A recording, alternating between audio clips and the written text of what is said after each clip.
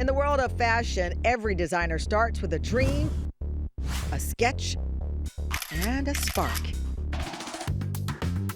All week long, our 5 emerging designers have turned their dreams into reality, coming from all over the country to New York City to dress me for the week and show their up-and-coming designs to the world.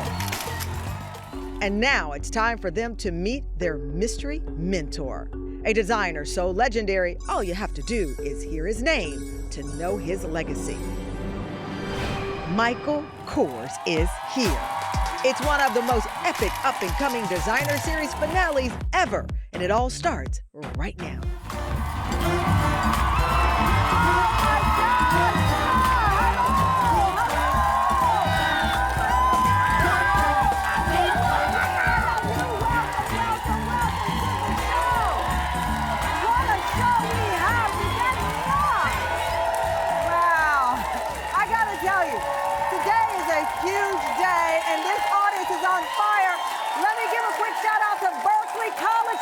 Students are in the house.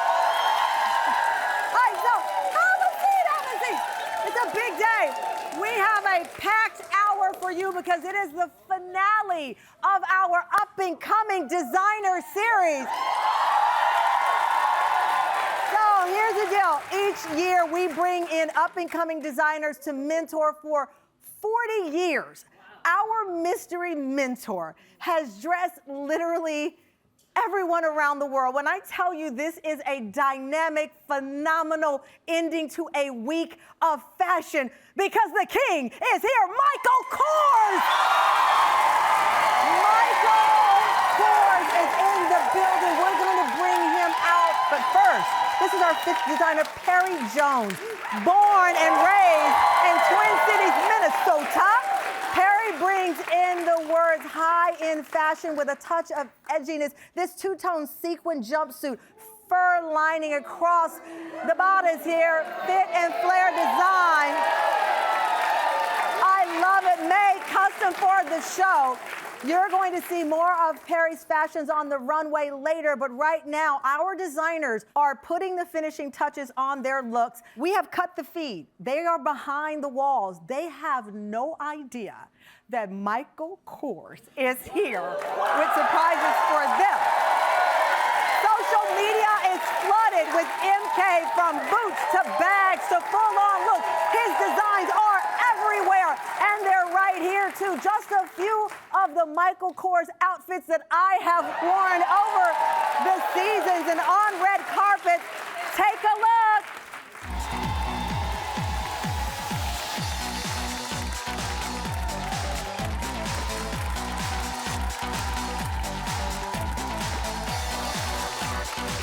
Thank you for joining us wherever you are.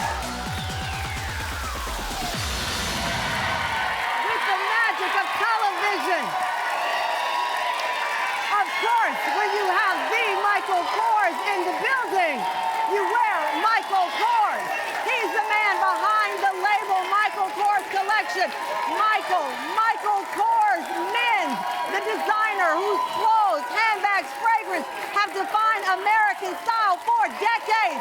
He just appeared on Project Runway's Season 21 finale. He's dressed Hollywood elite, and now, for 4 decades, the MK brand is worth more than $4 billion. Michael is a passionate philanthropist supporting causes like God's Love We Deliver, an organization close to his heart. From Long Island to the Tam Fam, please welcome Michael Kors!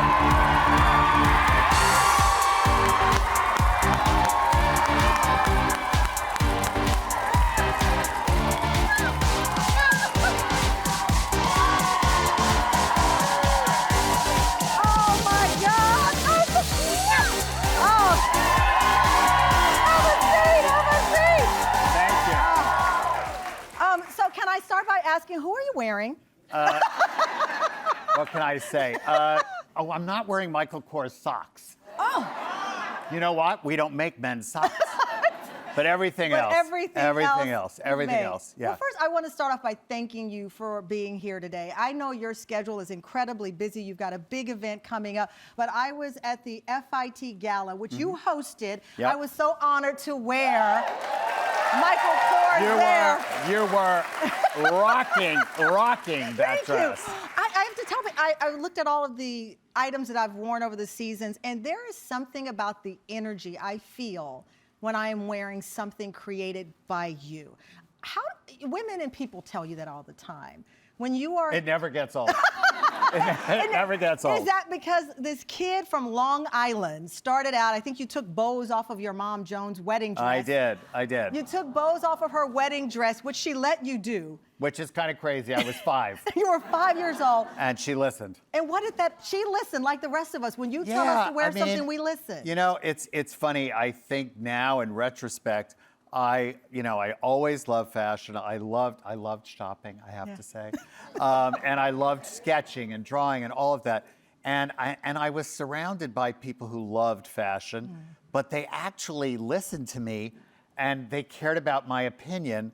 So it made me confident when I was really young that this was a great thing for me to be doing, and I never wavered off that course. I think that's such a powerful lesson, that the adults around you listened to you. They empowered you to build that confidence. Absolutely. It's, and I think when, my mom said she remembered once when I was a kid, she threw a ball at me and she threw it too fast, and I just watched it go by. And she was like, you know what? I'm going to put the pen back in his hand and let him sketch. It's a much better thing. She knew. She knew. She also led you to your name. You were born Carl Anderson Jr., but when Joan got remarried, she gave you the choice of picking your name. Explain Listening that. to a child, right? So my mom got remarried. My stepfather was going to adopt me. My last name was going to change. And I had all these nicknames, very juvenile nicknames when I was a kid. I was Chucky. I was all these crazy names. And I never really liked any of them because even though I was 5, I thought I was 35. And so my mom said, you know what, do you want a new first name? And she said, I love the initial M. And I said, I like Michael. I think it's very it's adult. Of course, who wanted to be adult at 5, but I did. And the reality is, what's funny now, years later, of course, Karl Lagerfeld in the fashion industry was the Karl. Yeah. And you know what? It's good that I wasn't Karl. I would have been the other Karl. The other Karl. It's so interesting that your first store was called the Iron Butterfly, which you opened when you were 12, because life is a series of butterfly effects, right? Yep. And I love that your mom gave you this chance. You then picked this name out, and all of these years later, there's not a store in the world that you can walk in, and there's your name. And I always wonder how that feels, even now. Well, I have to say, for me, after all these years, the coolest thing that happens is like when I'm in an airport, when I'm in a restaurant, when I'm on the street, and I see people wearing and enjoying what we do. Yeah. And that's the best gift that I have as a designer still. That is so true. And I think about, again, at 12 years old, you opened the Iron Butterfly, you had jewelry, you had some handbags, and you sold out. I was the hit with every 12-year-old girl. I mean, they all came. And I remember, though, thinking to myself, it was even at 12, there was this excitement, first off, about being entrepreneurial, and also seeing something that I designed that people said, oh, I love that, I want that. And we were kids. I mean, you're paying with, your allowance and some change. And I think I sold everything, Tamron, in like 2 days. In 2 days. It was gone.